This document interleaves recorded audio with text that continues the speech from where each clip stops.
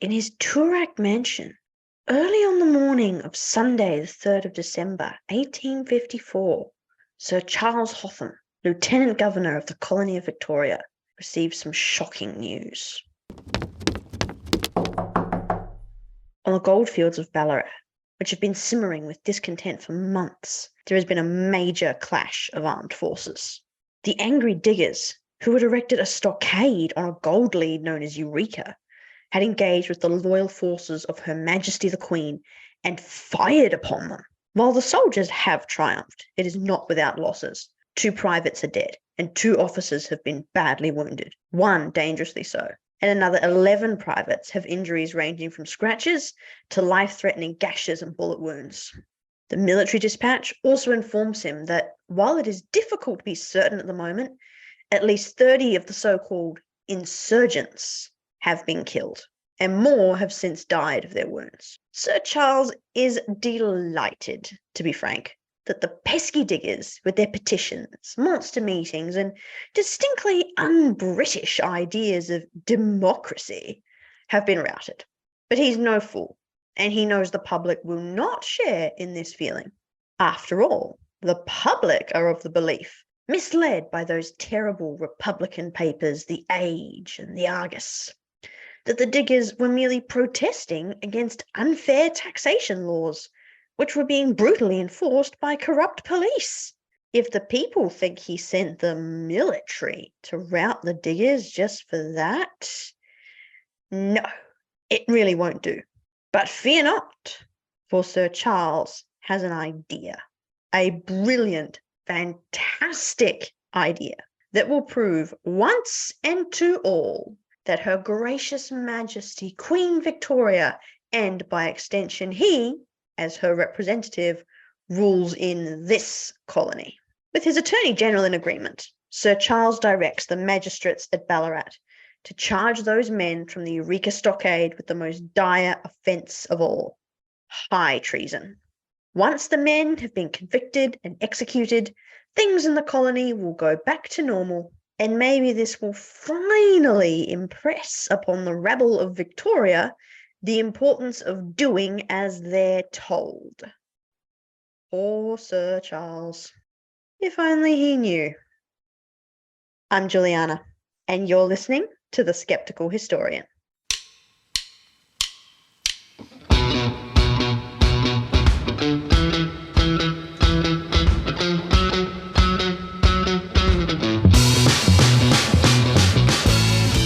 Hello once again, my fellow skeptics. Thank you so much for joining me today.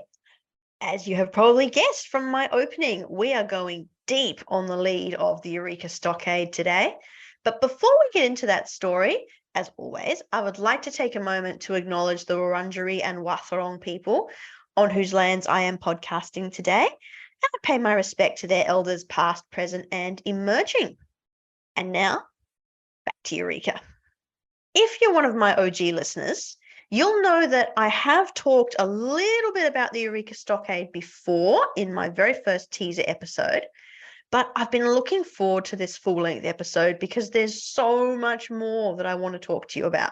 This is actually one of my favourite events in Australian history, and while some historians argue that it's been done to death and it's time to retire it, I actually think we're really only just scratching the surface of what happened on that deadly morning of the 3rd of December, 1854, and the sweeping changes that it heralded first in the colony and then later the state of Victoria.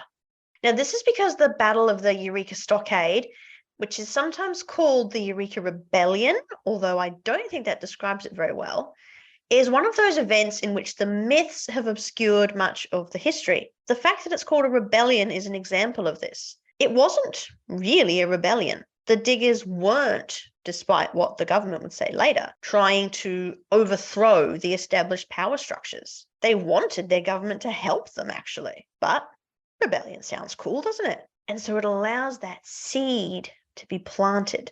So you won't ever hear me describe it as the Eureka Rebellion. I will always call it the Battle of the Eureka Stockade, or sometimes just Eureka. And because of this mythical use of the word rebellion, this has become a story of good and bad. The downtrodden people ready to fight for their right to a fair go and rise up against the merciless might of the government. And despite losing that battle, they won the war in the end. So goes the mythology anyway. But of course, if it was that simple, I wouldn't be talking about it. Now, before I go any further, if I've got any new listeners with me today, I strongly recommend you go back and check out my teaser episode. It's called Introducing the Skeptical Historian. And have a listen to last fortnight's episode called Gold Fever, Ballarat, Bendigo and Beyond, if you haven't had a chance to do that yet. This episode isn't a direct follow-on from the previous episodes, but it will give you some good background about the goldfields and the people populating them, some of whom then went on to fight at Eureka. So if you want to go back and listen, pause this episode right here, and I'll be ready when you get back.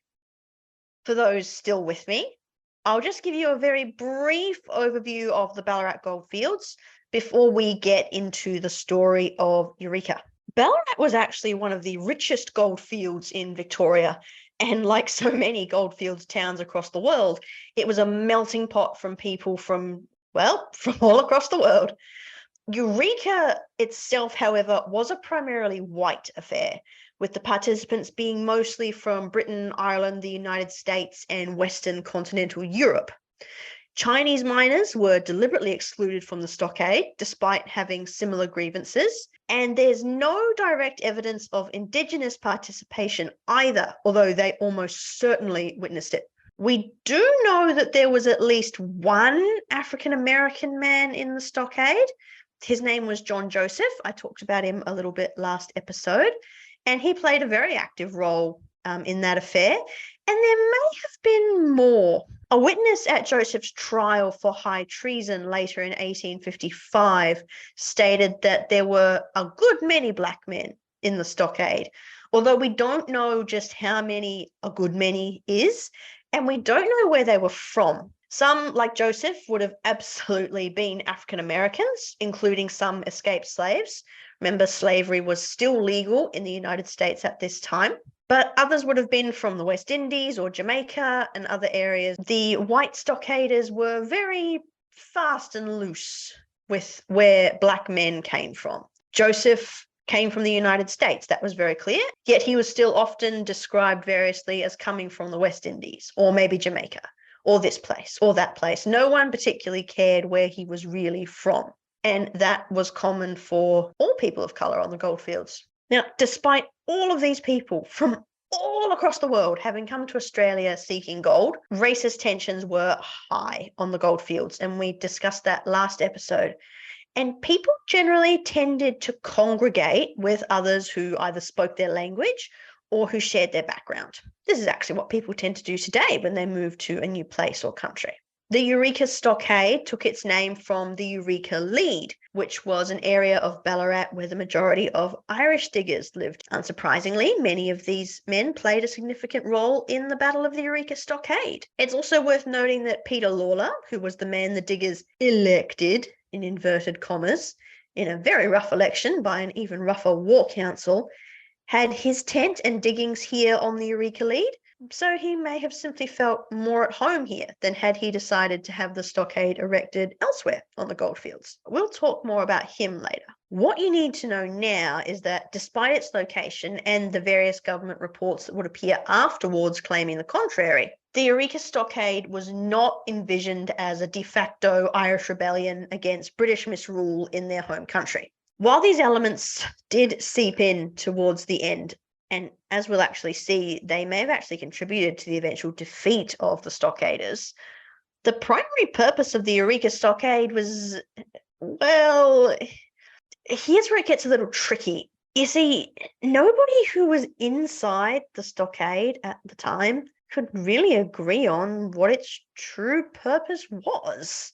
Some argued it was purely defensive, a place to retreat to in the face of violent government license hunts, which we'll discuss in a moment. Others declared that it was a place from which an attack could be launched. Defence lawyers representing the 13 men tried in Melbourne for high treason in 1855 over the affair tried to convince juries that the stockade had been nothing more than a wooden fence designed to protect the miners' private dwellings and their property, while the government of the day insisted it had been nothing less than a formidable fortress, inside which a band of discontented rebels plotted to forcibly wrest the colony from the hands of Queen Victoria.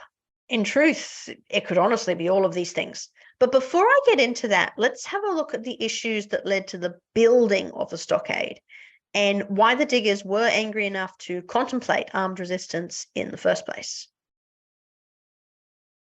Imagine you're a digger in Ballarat in 1854. By this time, all the alluvial gold near the surface has been stripped away. So you're deep shaft mining with 4 or 5 mates. You could be as far as 150 feet, or about 45 meters down, ankle deep in water that is only prevented from rising by your mates above, who are constantly bailing it out with a bucket and rope attached to a wheel. The air down at the bottom of your shaft is probably not breathable either, so you're also relying on these men to keep ventilating air down here with the calico sails designed for the purpose. The only thing between you and drowning or dying in a shaft collapse are the timber slabs stabilizing the shaft walls, and the risk of that collapse is always disturbingly close. You've probably been doing this for weeks, digging down with your mates in the hope you find gold before the shaft bottoms out and you all learn that your labor has been for nothing. Oh, and did I mention that your shaft is only 8 feet or about 2 meters square and that you're paying £18 a year for it? Oh, and you also can't vote. You're barred from standing for political office. You can't buy land to settle on for your family because the land has been deliberately locked up into parcels no smaller than 80 acres and deliberately priced too high for the ordinary man to afford. That £18 a year you're paying, which is approximately $4,600 today, has to be paid in monthly installments of 30 shillings in advance. And you need to pay it to keep legally digging. And if you don't pay, and remember, you have to pay, even if you don't find gold, you can be arrested and imprisoned until someone pays your license and a rather hefty fine. By 1854, there was a proper lockup in Ballarat, but not so long ago, being imprisoned meant being chained to a log in the sun with no shade, no food, no water, and not even a bucket to relieve yourself. The high fees for the paltry amount of ground on which to dig was galling enough. But let's go back to our visualization. It's evening now. You're back at your tent with your mates, sitting around your campfire, eating damper and drinking billy tea, which, let's be honest, is more boiled creek water than tea.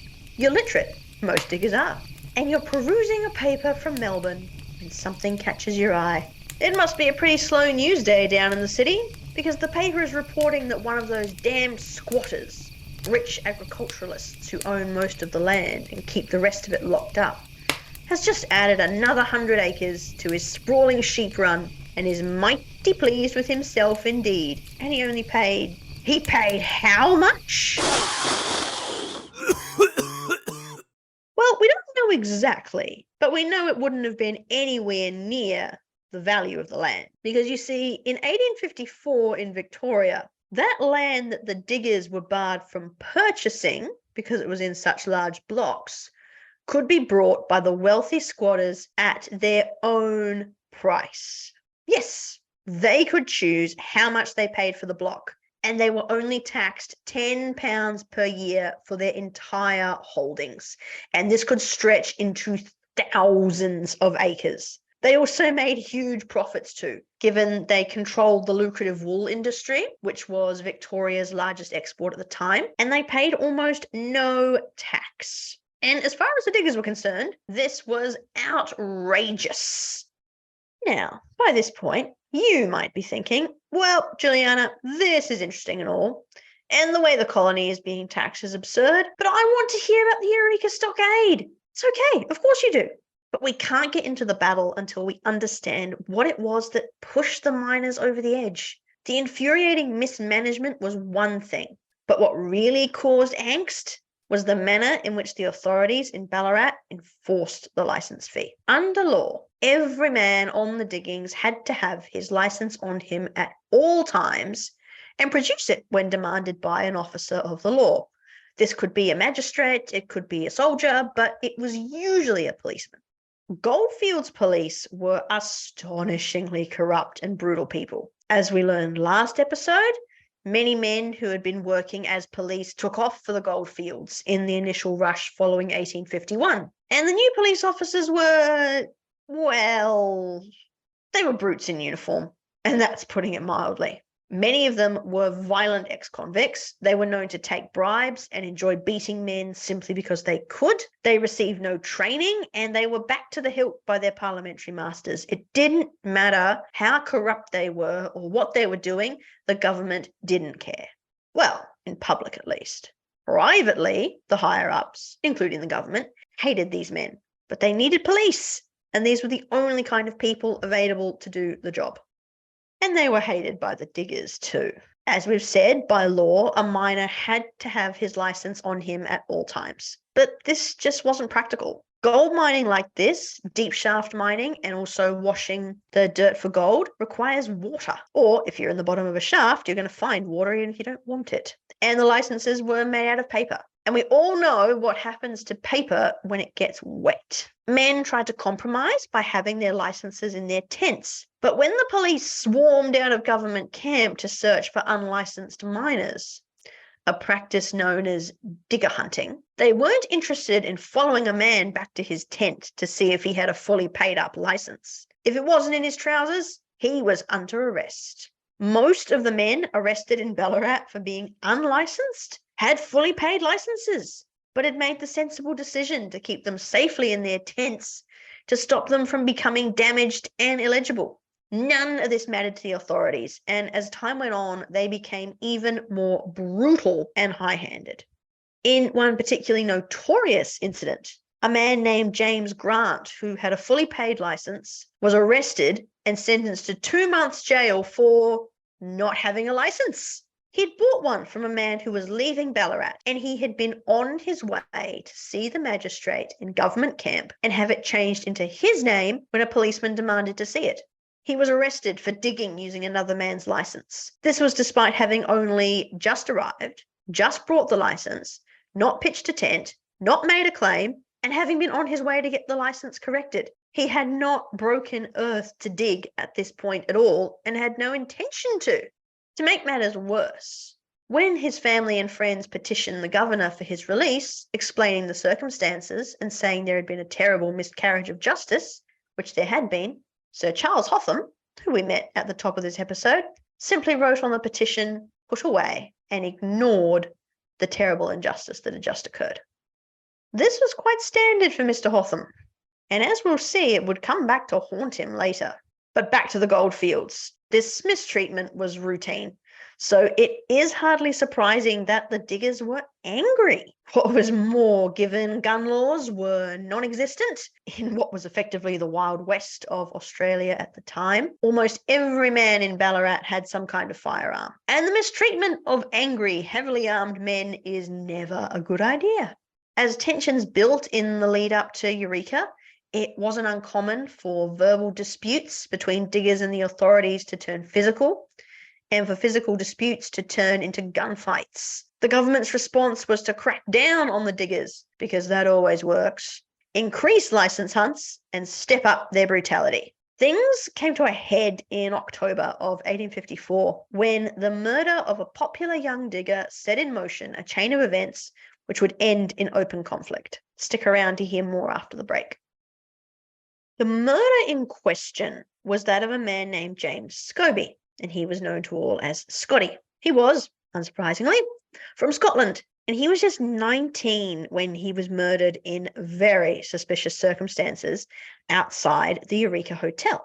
Despite its proximity to the Eureka lead, the Eureka Hotel was not frequented by the diggers and was instead known to be a place where the authorities tended to drink. The hotel itself was owned by a man named James Bentley and his wife, Catherine. Bentley was an ex-convict from Norfolk Island. He was a thief, and he was known to be an extremely violent man. Not to his wife, but to, well, everyone else he came into contact with. He was friendly with a local magistrate and quite possibly paying this man bribes. man named Dews, and Magistrate Dews made sure Bentley's liquor license was renewed every single year, despite the frequent thefts, drunkenness, violence, and even the occasional murder, which frequently took place in the hotel. I've got here a quote from a man named William Carroll, who was one of the first residents of Ballarat, and he would say of it later, "It was generally remarked it was a wonder Bentley did not lose his license. The house was of infamous repute. As one of the oldest residents in the colony, I can say I never knew so shamefully conducted a house. The worst characters lived about his place. Midnight robberies were frequent, and life and property were not safe." So it might seem strange that a magistrate would be prepared to take bribes and keep a hotel open from a man like that. What else was he being paid? Well, most historians are of the opinion that it wasn't just bribes Bentley was paying to Dews. Dews was most likely a silent partner in the whole venture, and that would explain his willingness to ensure it remained constantly operational. Another one of Dews's tricks was to cancel the liquor licenses of Bentley's competitors or refuse them to other men who wanted to open hotels, trying to eliminate competition. There were other hotels in Ballarat, of course. The Eureka wasn't the only one. But if you wanted a liquor license, you wanted a different magistrate than Magistrate Dews. It should also be noted that building the Eureka Hotel cost about £30,000. So that's roughly $8.7 million or so today. And that was money that Bentley absolutely did not have. However, Magistrate Dews was a wealthy man and did have that money. So it's believed he put it forward and was given part ownership in the hotel as a result. Now, because of the uncertain circumstances behind James Scobie's death, there are multiple conflicting accounts. However, the version I'm going to share with you now is the one that is most commonly accepted as being correct, and it's based on the evidence at the time and witness testimony. So Scobie and a friend from Scotland had run into each other on the goldfields, and they'd been drinking heavily throughout the afternoon. That evening, they decided they were going to have one last drink and stumbled up to the Eureka Hotel, where they could see a light. The hotel was closed, and Bentley didn't want to let the drunk men in. And at this point, that's reasonable. One of the men outside, either Scotty or his friend, insulted Catherine Bentley, and the pair left, heading back to the diggings and probably thinking nothing of it. Minutes later, the Bentleys, accompanied by 4 employees, left the Eureka Hotel. James Bentley was seen to pick up a spade, which was leaning against a nearby tent, and they quickly caught up to Scotty and his friend. There was a physical altercation in which both men were badly beaten, and someone struck Scobie on the head with the spade. He hit the ground and died quickly afterwards.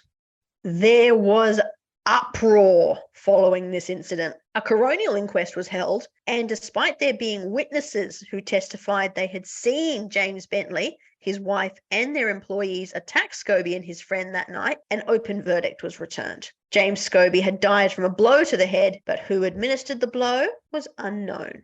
A few things to note about this inquest. Firstly, it was conducted by Magistrate Dews, the same magistrate who made it his business to ensure that Bentley stayed in business and who may have been a silent partner in his hotel.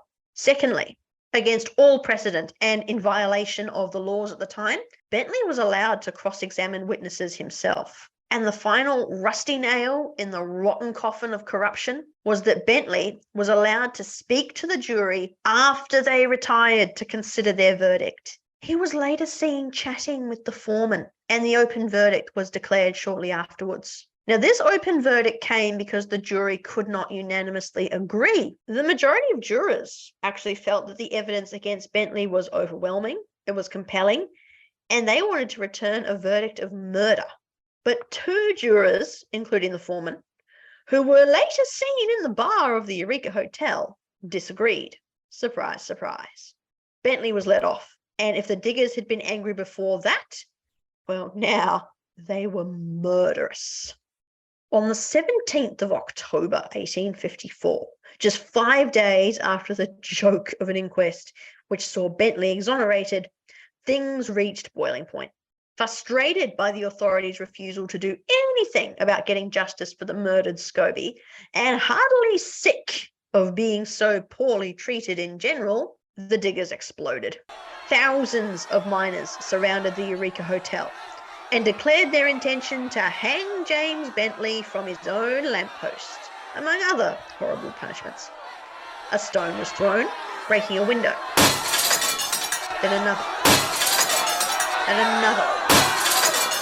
Bentley and his family did manage to escape, much to the fury of the diggers, but they soon soothed their feelings by setting the Eureka Hotel on fire and throwing any other piece of Bentley's property they could get their hands on into it.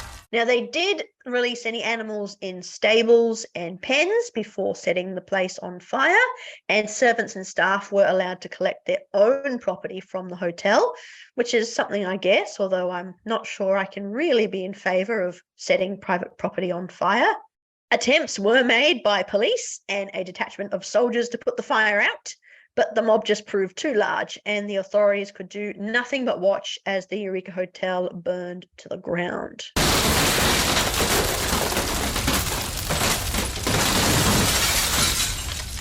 In the face of this shocking act of violence, two things happened. One, Sir Charles Hotham, Lieutenant Governor of Victoria, realised something had to be done to calm the situation at Ballarat. On the advice of his Attorney General, he ordered the arrest of James and Catherine Bentley and one of their employees who was most strongly implicated on the charge of murdering James Scobie, and had them sent to Melbourne to face trial. This also came on the back of another employee coming forward with information. Bentley and his employee were later convicted of murder, while Catherine Bentley was acquitted of all charges for a lack of evidence. The second thing that happened was that the government decided it needed to reassert its authority on the goldfields. Things could not go on as they were, and if these dangerous diggers had their way, they'd be demanding full independence from Britain before too long. Sir Charles had every available soldier in the colony sent to Ballarat, roughly 400 men,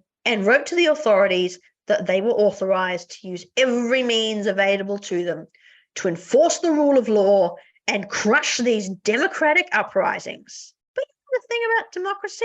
It doesn't tend to respond well to being crushed. And that was as true in Ballarat as it was anywhere else. What was also true in Ballarat was that there were more diggers than there were police and soldiers, even with the reinforcements having been sent up from Melbourne. This posed a problem for the authorities in Ballarat. As things stood, they were outnumbered around 25-1 by the diggers, and if those diggers chose to storm the camp, as they had been discussing and indicating that they might, then the camp was likely to be overwhelmed. Ultimately, of course, even well-armed civilians with high numbers tend to come off second best when they attack soldiers, but with such high odds, it was not going to be an easy one battle. Now, some people argue that this is completely irrational. The diggers were not going to attack the camp. However, I don't think it was an irrational fear on the part of the authorities. In the weeks leading up to the 3rd of December 1854, the diggers had begun to organise themselves into a rough military. Not long after Bentley and his employee were arrested and sentenced, which did please the diggers, something happened that actually made them pretty mad. A few of them were arrested over the fire. Now, what happened is a bit awkward because the authorities actually didn't care who they arrested. They effectively just grabbed some random diggers and charged them with arson. Now, all the diggers who were charged had been there when the fire was lit and had participated, although at least one man who was charged, his only participation had been to try and put the fire out, yet they were still sentenced to jail. And this effectively became the straw that broke the camel's back. This was where the diggers decided that the only way forward was by force. They built their stockade, they created their own flag, the Rough War Council that I mentioned earlier elected Peter Lawler as the commander-in-chief. They swore an oath under that flag, and then things started to get I suppose you could say interesting, although ultimately it led to armed conflict. They made weapons. They drilled with pistols, pikes, rifles, shotguns, and swords. They formed companies. They conducted armed parades through the township. And they forced shopkeepers who were not already supporting them, or who were just generally neutral, to hand over arms and ammunition to aid in their fight. And this is where the story of the Eureka Stockade really starts to get tricky. Initially, it had been built as a place for the diggers to retreat to if the authorities continued to conduct violent license hunts. That was its initial purpose. But as the days wore on, it became increasingly apparent that things were heading in an alarming direction. As I said, there were no gun laws in Victoria or even wider Australia at this time. They wouldn't come till many, many years later. And lots of storekeepers sold firearms and ammunition. It was just something that you needed to have on the goldfields. And most men owned some kind of firearm. And there were plenty of men who had guns, but weren't really interested in an armed uprising over the license tax and over their poor treatment. Not that they agreed with the way they were being treated, they just didn't really feel like facing off with the redcoats over it. That didn't matter to the stockaders. A lot of the men who had guns and didn't want to be a part of their affair were pressed into service in the stockade, or just had their weapons stolen. Two brothers who owned a pair of handguns worth about £30, so very expensive, very good weapons, were told either to join or hand over their guns. Given the value of these weapons, they agreed to join, but very reluctantly, and managed to get out of the stockade before the battle commenced, which was fortunate for them. The stockaders also stole horses from many of the civilians on Ballarat, and storekeepers who demanded payment for goods that the stockaders were helping themselves to were very badly assaulted and often had their things just taken. Now, you'll remember I mentioned a man named Peter Lawler at the top of this episode. He had taken charge of the mass of diggers and had been elected as commander-in-chief by a very select group of men who called themselves the War Council. Now, Lawler is going to get his own episode. He is far too complex a character to do justice to here. But the important thing to note for our purposes today is that he was an excellent orator who had no combat or military experience whatsoever. Now, in terms of the things the stockaders were merrily stealing, he had his men write receipts for the storekeepers and civilians who were being robbed at gunpoint and thought this made everything okay. Of course, his committee and his war council had no money to speak of, no way to pay for these things they were taking, and no intention of doing it either. What was more, the violence was quickly escalating. I'm going to take another break here, and when I get back, we're going to continue on this very fascinating journey. And we are back.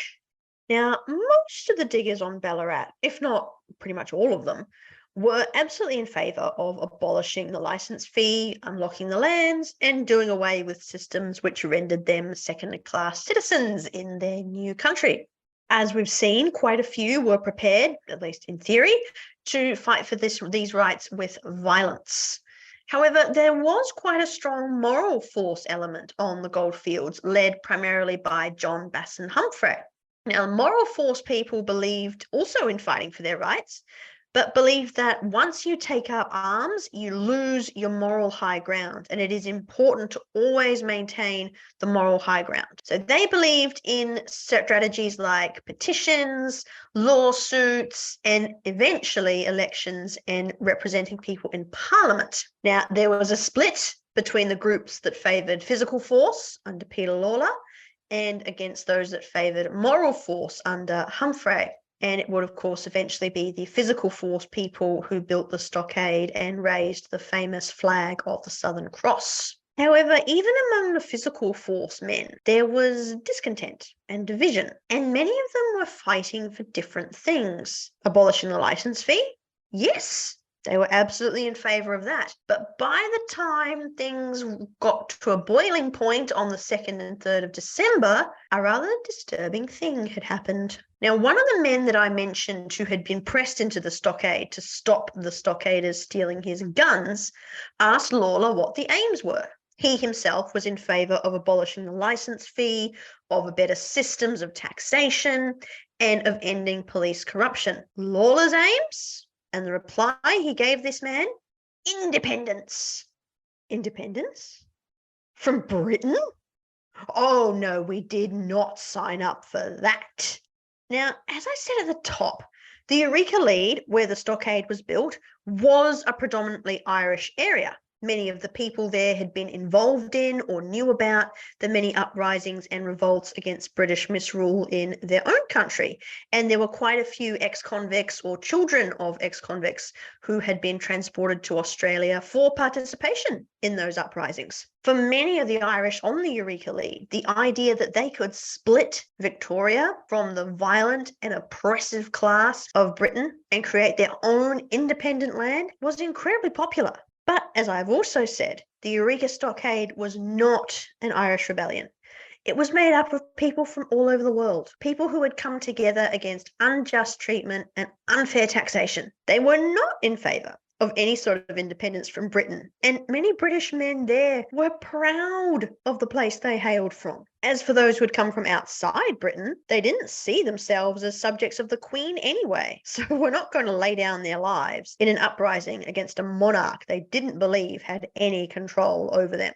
That was not true for all of them. There was quite a large party of Americans who saw this as the Australian War of Independence and decided they were going to be part of it. But we do know that the Eureka Stockade lost quite a few fighting men who heard that Irish independence had crept into the movement and decided they weren't going to participate any further. And so this drilling and parading and arming started to die down, and men drifted away as the stockaders got further and further from the original aims that they had sworn allegiance to. Thousands of men dwindled to hundreds. And as days passed with no movement from government camp and its force of soldiers and police, the diggers came to believe nothing would happen.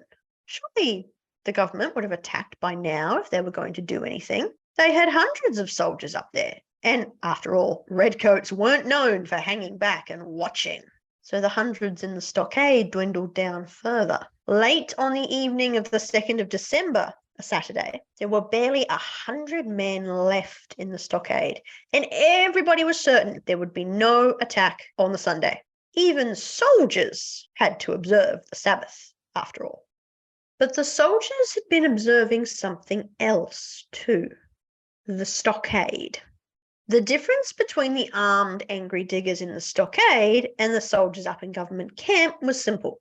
The latter were trained military men. Now, government camp was also very lucky to have a man named John Wesley Thomas, who was a captain of the 40th Regiment, one of the 2 regiments stationed in Ballarat at the time, and he was an extremely experienced officer and an excellent tactician, and he was in command of the military forces up there.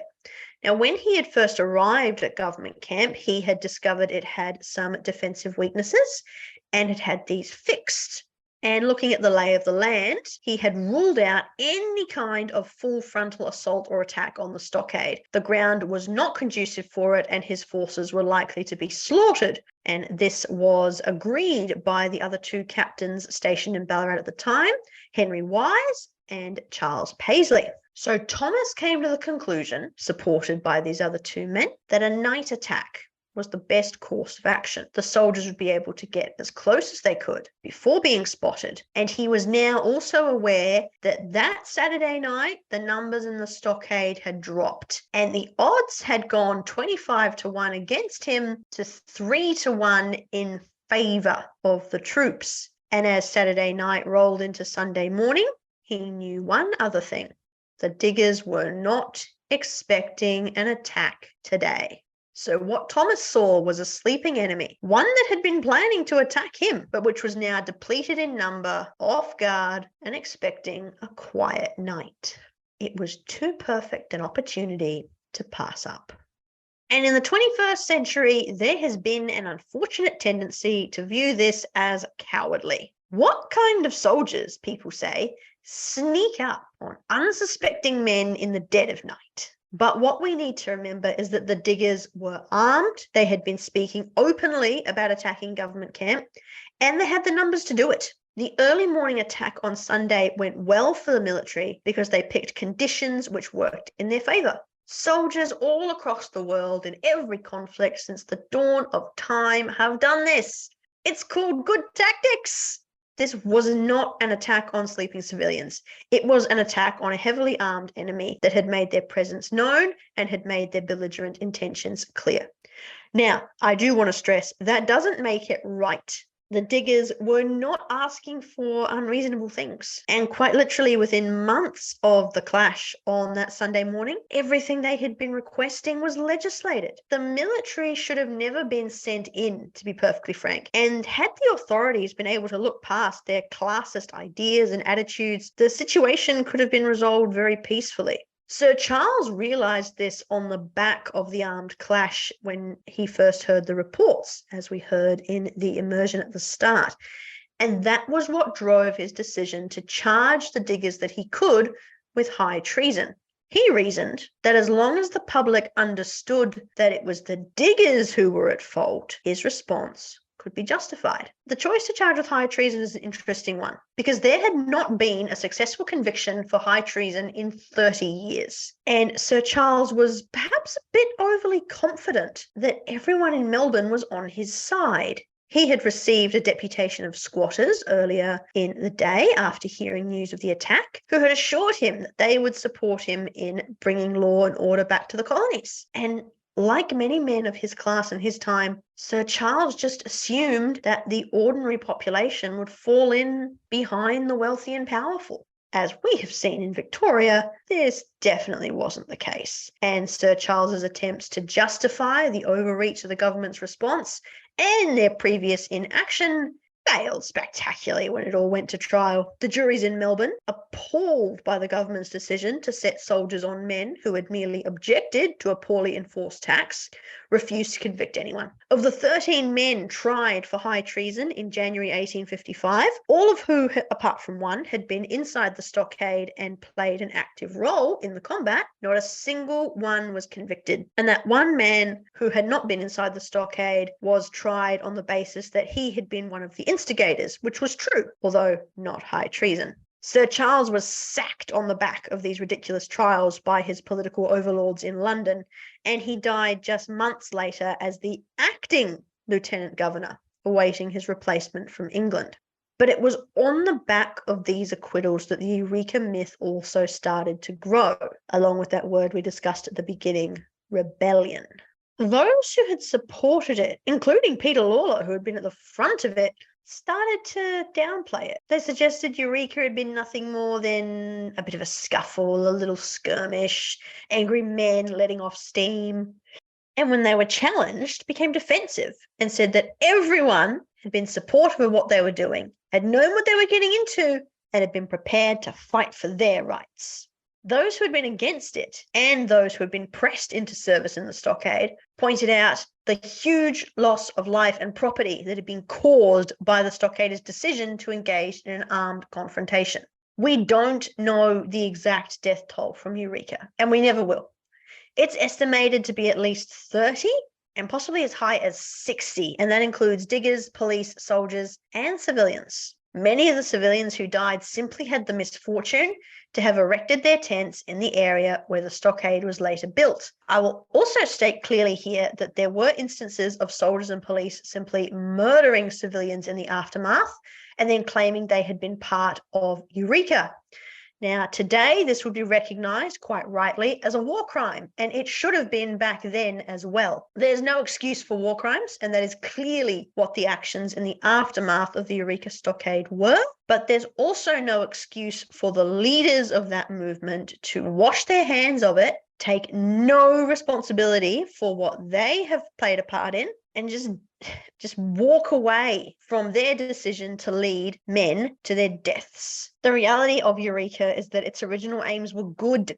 abolishing an unfair tax, allowing people to settle on land if they didn't want to dig for gold, giving them a voice in their government. These are all good things, but it got lost in a deadly fever dream of glory that was brutally taken apart by a skilled military operation. It was a well-intentioned but poorly executed madness, and it came at a massive cost. Perhaps that's why it lends itself so well to myth-making. The survivors of the tragedy were those who stayed well away when the bullets started flying. So they built their story of heroism on the graves of better men who couldn't answer back. It wasn't until after Peter Lawler's death in 1889 that one of those men who had been pressed into the stockade felt able to tell his own story. And he painted the whole affair in a very unflattering light. But he was one of the few to ever speak up against the idea that Eureka had been something glorious. And I think we could all do with re-examining the way we think about this conflict and the lessons within it.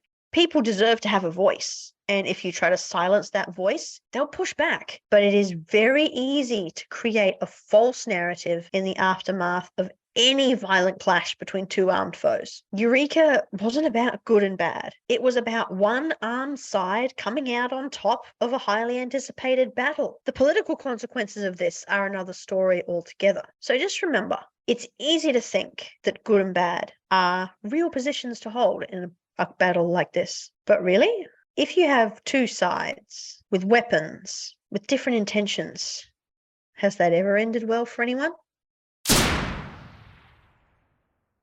Thank you so much for listening. If you're interested in finding out more about the Eureka Stockade or the people who participated, I recommend you visit Ballarat. They have preserved much of their wonderful Goldfields heritage. Start at Sovereign Hill Outdoor Museum. Set aside a whole day. It's amazing.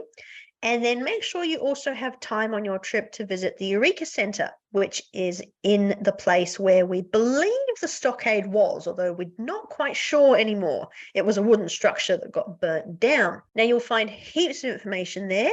At the Eureka Centre, you can also find what remains of the original Southern Cross flag, which was the flag the diggers swore their oath under, which I talked about in my very, very first episode. If you can't make it to Ballarat, don't worry. There's heaps you can read online. Start with the Sovereign Hill Education blog, and you can work your way outwards from there. And next time on The Skeptical Historian, we're heading to Queensland in the 1960s, to the coast off a regional city called Mackay, where the wreckage of Trans-Australian Airlines Flight 538 was discovered about 5 hours after it disappeared from radar in heavy fog. What's to be skeptical about following a plane crash? We know what happened, don't we? The Skeptical Historian is research produced and hosted by me, Juliana Byers. You can find a full list of resources used in researching by going to my website and clicking on Sources. And the bibliography for this episode is available by going to my website and clicking on the blog post Unearthing Eureka. You can find me online at www.skepticalhistory.com, that's skeptical with a K, or by searching Juliana Byers on both LinkedIn and Instagram. Sound effects by Adobe Creative Cloud, used under the Adobe Software License Agreement, and Pixabay, used under a Creative Commons 4.0 International License. Links to all Pixabay sound effects can be found on my website. The music track The Whistle Funk by Telsonic was used under an Epidemic Sound individual license. Podcast hosting is by Fusebox. See you next time, skeptics.